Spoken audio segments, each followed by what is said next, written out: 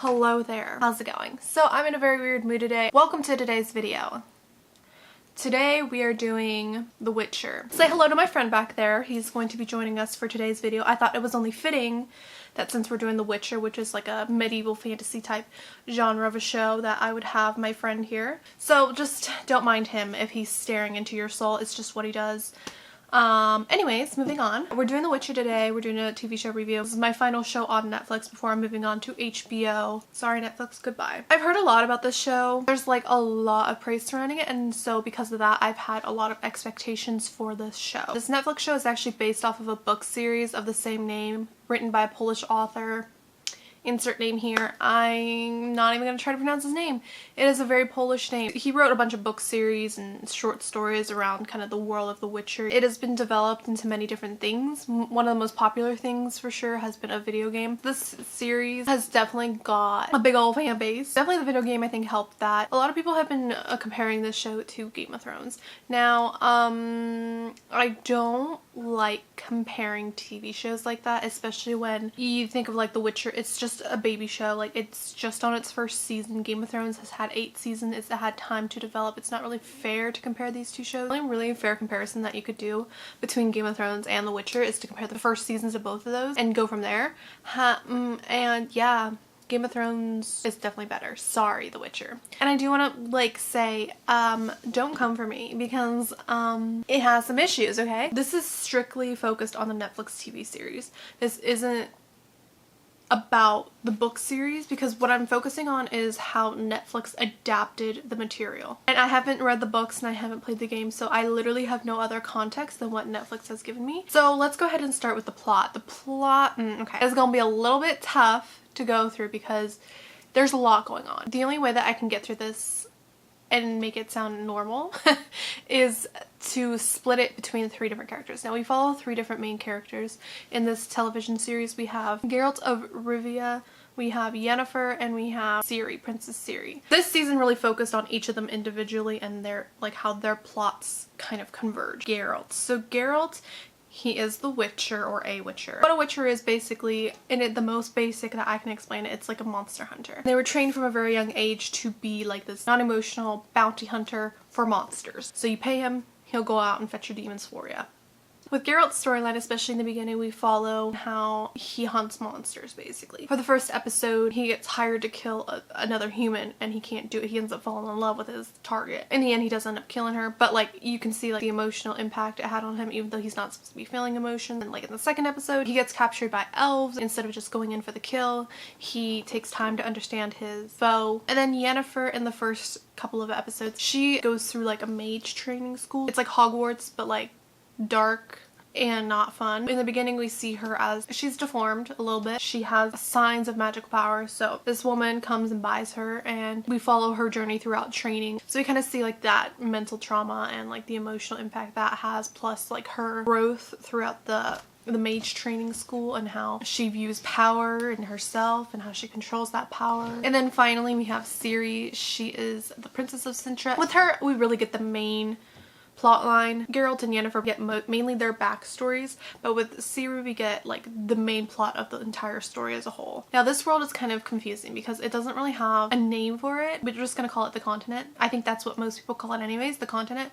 So this continent, it's made up of several kingdoms. Right now we're really only introduced to Cintra and Nilfgaard. Now Cintra, they're very proud, they're like a very proud kingdom, and then there's Nilfgaard, who is power hungry, dark kingdom that really wants to overtake pretty much the whole continent. And they start with Cintra. Nilfgaard attacks Cintra. They defeat Cintra, unfortunately, and Ciri has to go on the run. Nilfgaard, they have goals in life. Nilfgaard actually wants her for a specific reason, and that's because she has like these abilities, these powers, a certain magic that will help Nilfgaard take over the world, basically. The 3 have like intertwining destiny. Geralt and Yennefer actually meet up first, and then Geralt and Ciri are kind of like bonded somehow, like connected, and I'll get into that.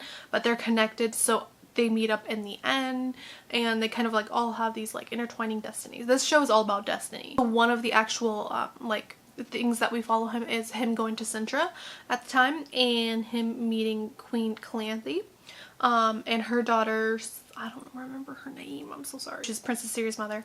And at the time, Princess Ciri did not exist. How do I explain it in a concise way? So this porcupine dude comes in and asks for the hand of marriage for the princess. The mother's like, no, you're a porcupine. They all fight. Geralt realizes that he's actually cursed and he's like, you know, kind of chill out, and he ends up saving Porcupine Dude's life. Porcupine Dude and the princess are in love, so they kind of want to get married anyways. Porcupine Dude is like, because you saved my life, I'll promise you anything. Like, just name it and it's yours. So Geralt is just like, the law of surprise, and law of surprise dictates that their unborn baby is his now, apparently. It's a lot, I know. Geralt ends up binding his destiny with Ciri, but he ends up walking away from her. The plot is very hard to explain. And a show like this that has like a lot of details and a lot of events going on that like add up to the main plot line of the story, you need to pay attention. Like I said, the storylines themselves, they operate on different points of the timeline, so it's kind of hard to keep track of like when this takes place, when that takes place, which events take place where with these different characters. If you pay close enough attention to the characters and their dialogues and what they're saying to each other, it's kind of easy to pick up like what and where you are on the timeline. I would say the overall plot itself is very interesting. I think the world that we're introduced to has a lot of fantasy elements like elves, magic, dragons, yada yada yada. If you're into that fantasy genre vibe, then this show is definitely for you. The first episode, for example, that was a great first episode, I think. So this season, I would definitely say, was meant for world building and character developing. Geralt and Yennefer especially, we see their like backgrounds mainly, especially in the first half of the season. I think it's just like a fun time. It's a very entertaining show to watch, and I think so far the show has set up pretty good for the conflict to come, especially with Nilfgaard and their power hungry ass and how they're going to conquer the continent. Let's move on to the setting and tone. This story takes place in the fictional world, kind of similar to Earth. Like I said, they don't give it an actual name. Most people just call it the continent. That's what I'm gonna call it. So far in the show, we're introduced to the Northern Kingdoms and the Nilfgaardian Empire. Although we haven't really seen much of their areas. We've seen a lot of like, especially with Geralt's storyline, we've seen a lot of smaller villages like Blaviken. And then with Yennefer's storyline, we see Aretuza, which is like the mage training school. We visit a lot of different areas, even though I have a feeling that we have seen only like 1% of what this universe consists of. While we do visit like a lot of smaller areas and, you know, some bigger areas, we haven't seen that much of the entire world. It'll be exciting to see where the next seasons take us, as Nilfgaard is, you know, moving forward and moving to different kingdoms. We'll most likely see different kingdoms going forth, but for right now, this is kind of all that we've seen. It is kind of hard to keep track of all the names, especially like with the smaller villages, like Blaviken. I didn't even know what that was. I was like, what? And then I remembered, oh yeah, it was from the first episode. Of course, how could I forget? So it is kind of hard to keep up with all the names. That's really with any show anyways, because if you're building a new world, you're gonna have new places and people are just gonna have to get used to the names. It's just gonna happen. It's gonna be hard to keep track of, yes, but eventually you'll get a hang of it. That's just the whole part of being introduced to a new world. So the tone of the show, it's relatively dark, but it's also filled with a lot of humor. It's very violent and very gritty, which I know a lot of people will have a problem with, especially with the violence part, that it's so overly violent. You always hear people complain about these types of shows. Why are they so violent? Why does it have to have so much violence and blood and gore? Because it's so much fun, Jan. Get it? Which I'm talking to you, Mom. It's kind of realistic in those days and ages. They were like that. There's a lot of violence in the show, is what I'm trying to say. And it has like a lot of dark humor. It's a fantasy show. It's relatively serious at times, but I think dark humor matches perfectly with the dark tone of it all. Pace. Now, okay, here's where we hit some roadblocks. The pace is all over the place and it's very inconsistent. It isn't really due to the scattered and jagged timeline. Like the timeline, I think, is fine, but more so because of the very short season. Now this season only consists of 8 episodes. As I said, there's a lot going on with the world building, character development, plot development, all that stuff, because this is the first season. This is the first time we're introduced to this world. There is a lot going on and it is a very short amount of time to squeeze all of that in just 8 episodes. There are times where things feel very rushed. For example, in one episode, we focused on the 3 characters at different points on the timeline. So we go through certain ones faster than others. Geralt's takes place in the course of a few days. Ciri's takes place in like a week. Yennefer's takes place in months. So you can see with this, where certain plots and developments might be rushed in some than others. Even when like two of the characters finally meet up, Geralt and Yennefer, and they're finally operating on the same point in the timeline, there are certain things around them that still feel very rushed. For example, Geralt falls in love with Yennefer and most of their interactions happen in between episodes, which was super annoying because it didn't give their relationship enough time to properly be explored. Yes, we've seen how they met in one episode and then we've seen how they broke up in the next episode, and none of that like intimacy in between. We don't really see how they work together as a couple. We get like a couple flashback scenes, which isn't enough. You can't develop a relationship to the point of love, like falling in love, in a matter of, I won't even say 2 episodes, because they hooked up in the last episode and then the next episode they kind of broke up, and then in between those 2 episodes that was when they had like their intimate moments, and then they only showed us flashbacks of those intimate moments. You can't do that. That ain't how that works. You need to show a relationship on screen to have the full potential in order for us as the audience to feel that connection between them. You can't just show us flashbacks. That ain't how it works. It's like, how are we supposed to feel that they're in love when we hardly see that love blossom on screen? And it makes their breakup, like what is supposed to be a very intense and heartfelt moment, feel just like another interaction between characters. This doesn't feel important to us. It's like, okay, they broke up, they'll probably get back together, big deal. And it gives us something that is called telling and not showing. The show does an unnecessary amount of telling and not showing. So now this is something that the average viewer may not care about or even notice. It's like the #1 write-in rule that you're not supposed to break at all, which is show and not tell. I wouldn't really mention this if they didn't do it a lot. They do it quite a lot because again, they have really short seasons, they have really short episodes, they have a really short season on their hands. Most times with important plot and character development moments, you want to show it happening on screen for it to feel real to the audience. In order to cut scenes, keep the story moving right along, they instead tell those important scenes in dialogue. It's okay to tell like a little bit of exposition in dialogue and like kind of get that out of the way, but they do it for important things that matter to the plot at hand. For example, one of Yennefer's important character moments, when she fails to save the queen, later like revealed through dialogue, she kind of went out of favor with the king and kind of went a spiral. Yeah, we see the scene before that, like how she fails to save the queen and kind of her mental, oh shit, that was kind of bad. But we need to see the actual outcome of that. We didn't really see the outcome of that. We just seen from one episode, oh, she kind of feeling bad about herself now that she failed to save her queen and the baby. And then we jump to her going down a spiral. Again, telling and not showing. We need to see those. Those are important character moments.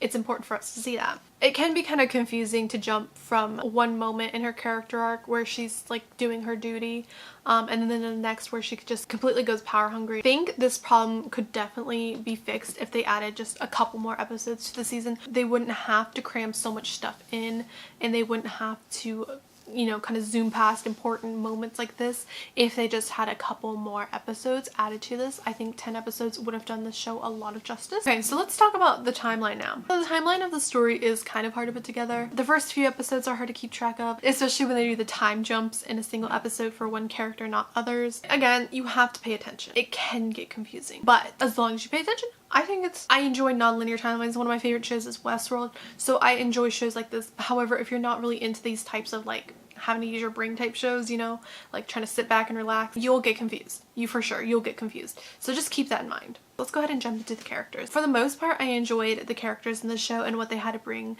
to the screen. I think they played off each other really well and worked well for the story. The only real problem that I had was with some of the character arcs and their developments. As I said, the pace is all over the place, so then we get what is called telling and not showing, and some of these character developments and character arcs kind of don't feel right.